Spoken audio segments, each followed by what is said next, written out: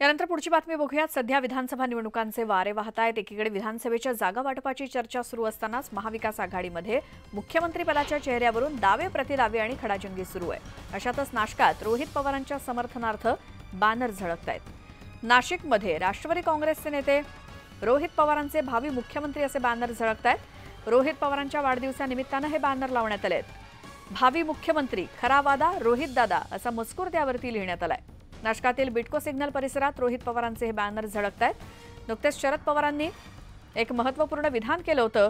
रोहितची पहिली 5 वर्ष तुमची सेवा करण्यासाठी आणि त्यानंतरची वर्ष महाराष्ट्राच्या सेवेसाठी आणि ही महाराष्ट्राची सेवा महाराष्ट्राच्या इतिहासात नोंद होईल अशा प्रकारची असेल असं मोठं वक्तव्य शरद पवारांनी सभेत केलं आणि त्याच पार्श्वभूमीवर नाशकात रोहित पवारांच्या समर्थनार्थ बॅनरबाजी करण्यात आली आहे। दरम्यान शरद पवारांनी रोहित पवारांसंदर्भात काय वक्तव्य केलं होतं ते ऐकूया। पहिल्यांदा महाराष्ट्राच्या विधानसभेला निवडून आलं 7-5%। आज रोहित काम करत होतं का? मी काम केलं, वंचित झालो नाही, पदाची अपेक्षा केली नाही।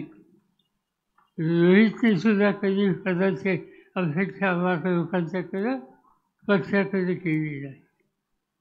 तुमच्यासारखे कार्यकर्ते म्हणत होते, पण रोहितने कधी सांगितलं नाही मला वंचित। रोहितची पहिली 5 वर्ष ही तुमची सेवा करण्याचं आणि त्यानंतरची वर्ष महाराष्ट्राची सेवा करण्याच्यासाठी आणि ही महाराष्ट्राची सेवा महाराष्ट्राच्या इतिहासामध्ये नोंद होईल अशा प्रकारची सेवा ही करण्याच्या संबंधीचं कर्तृत्व ज्याच्यामध्ये त्याला वर्ष 6 महिन्याच्यासाठी पद आहे का नाही त्याची फिकीर कधी असता कामा नये, त्याची चिंता कधी तुम्ही करता कामा नये।